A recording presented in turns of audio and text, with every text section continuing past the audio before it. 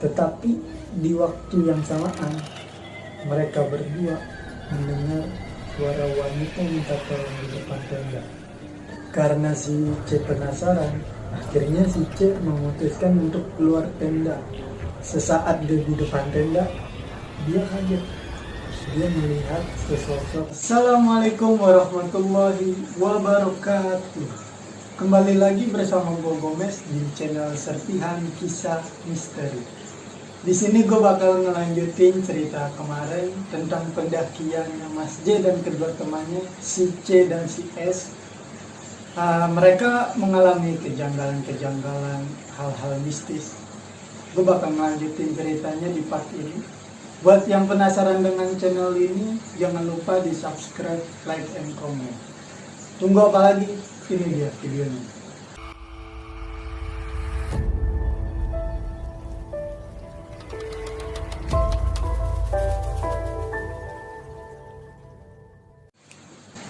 Wanita itu memakai jaket biru, celana coklat, lengkap dengan atribut pendakiannya. Karena si C merasa janggal, dia langsung memutuskan masuk ke tenda. Kalian tahu kenapa si C langsung masuk ke dalam tenda? Menurut pengakuan si C, pas dia melihat dari ujung kepala sampai ke ujung kaki, wanita itu sama sekali kakinya tidak nampak di tanah. Detik itu juga, si C langsung memutuskan untuk tidur. Keesokan paginya, si Mas J terbangun di jam 6 pagi.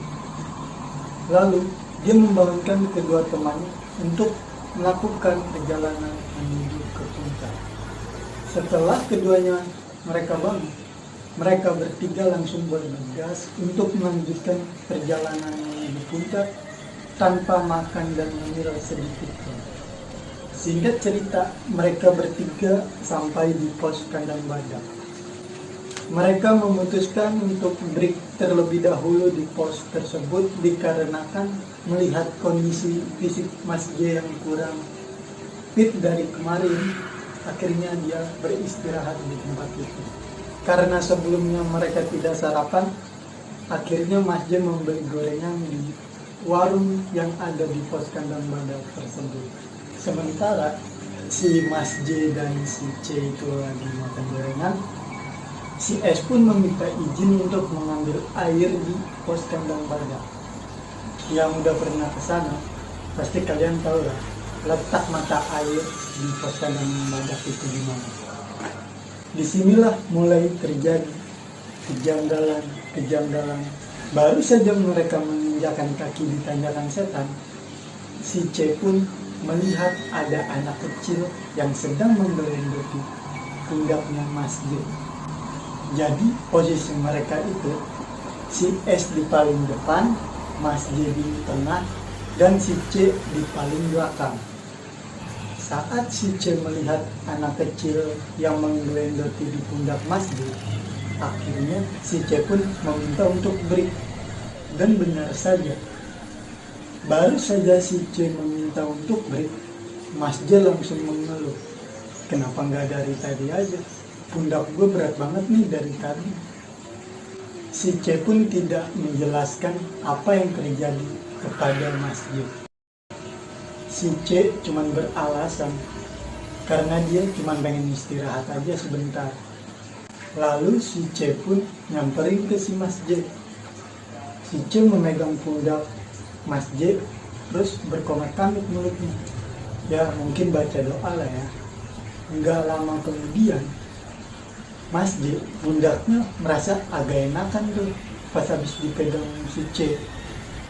Lalu Mas J bertanya kepada si C, sebenarnya apa yang terjadi sama pundaknya si Mas J? Si C pun tidak menjawab pertanyaan Mas J itu. Si C cuma berkata, ya udah yuk, kita lanjut lagi perjalanannya. Nanti kita di puncak kesorean. Lanjutlah mereka jalan menuju puncak. Ya perjalanan mereka lancar-lancar aja tuh. Tapi sebelum mereka sesampainya di puncak, si C melihat ada kakek-kakek di sebelah tepi jalan. Yang si C tahu, kakek-kakek itu menatap si Mas J dengan raut muka yang sangat marah. Dan si C pun sadar kalau kakek-kakek itu bukan bangsa dari manusia. Pas si C lewat depan kakek-kakek itu, sepertinya si kakek itu tahu kalau si C bisa berkomunikasi dengan dia. Lalu kakek-kakek itu berkata kepada si C, kurang lebih begini. Lebih baik kalian cepat turun sebelum hal-hal yang tidak diinginkan terjadi. Waktu kalian hanya sampai tengah malam. Jika kalian melanggar, satu di antara kalian harus tinggal di sini. Si C pun kaget mendengar kata-kata itu. Karena sebentar lagi sudah sampai di puncak, si C pun akhirnya memutuskan untuk tetap menuju ke puncak.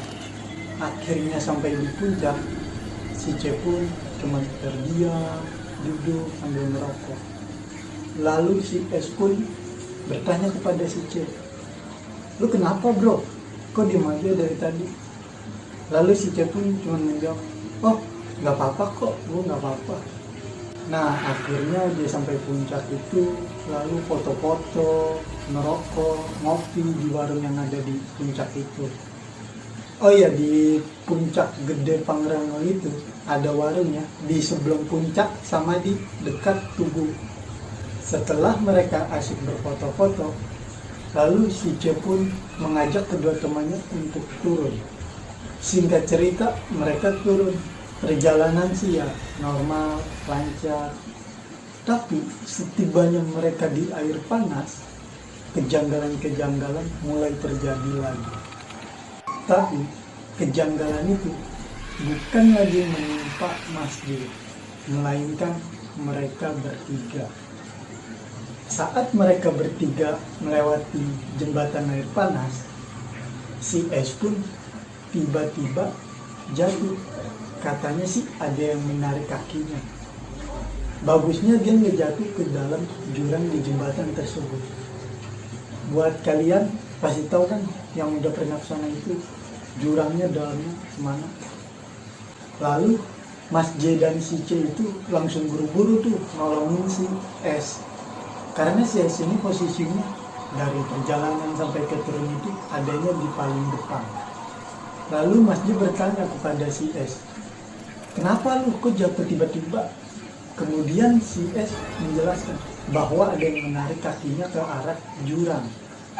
Di situ Mas J bingung, karena di belakang si S itu kan Mas J.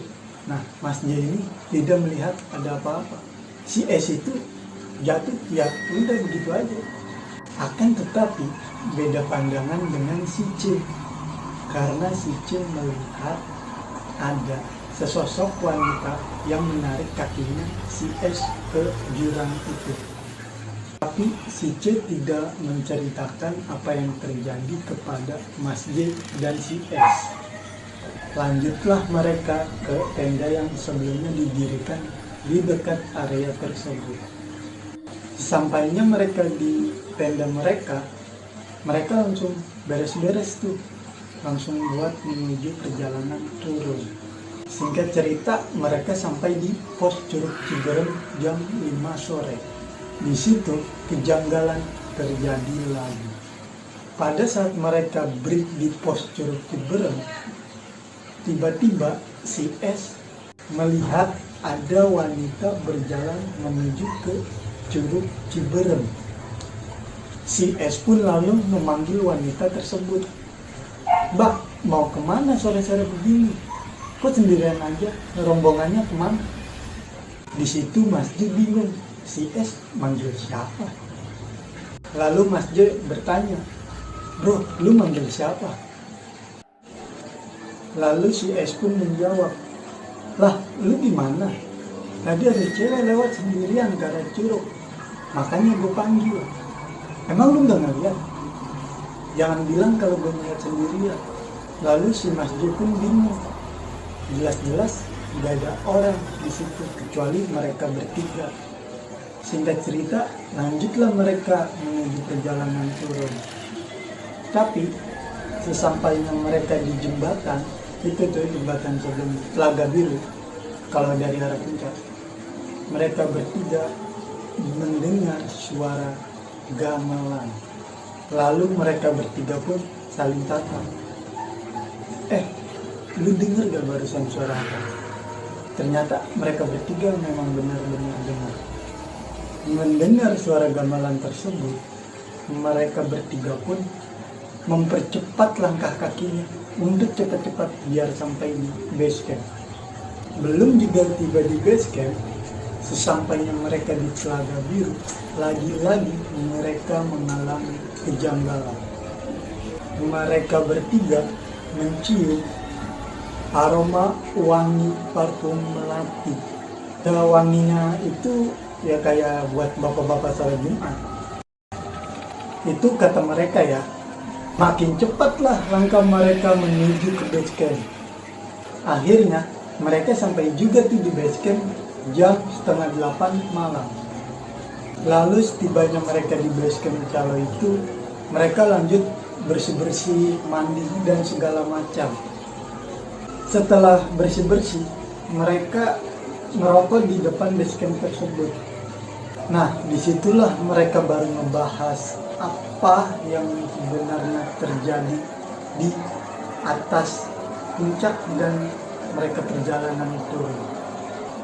Singkat cerita, kejanggalan itu terjadi dikarenakan Mas J membawa jimat. Ya mungkin itu penyebabnya penunggu-penunggu di sana gak terima atas kedatangan mereka bertiga. Oke, sampai di situ aja cerita yang bisa gue bagikan ke kalian. Buat teman-teman yang masih penasaran dengan channel ini, jangan lupa subscribe, like, and comment. Terima kasih atas partisipasinya karena Anda sudah mendengarkan cerita apa yang saya sudah bawakan. Terima kasih sekali lagi. Wassalamualaikum warahmatullahi wabarakatuh.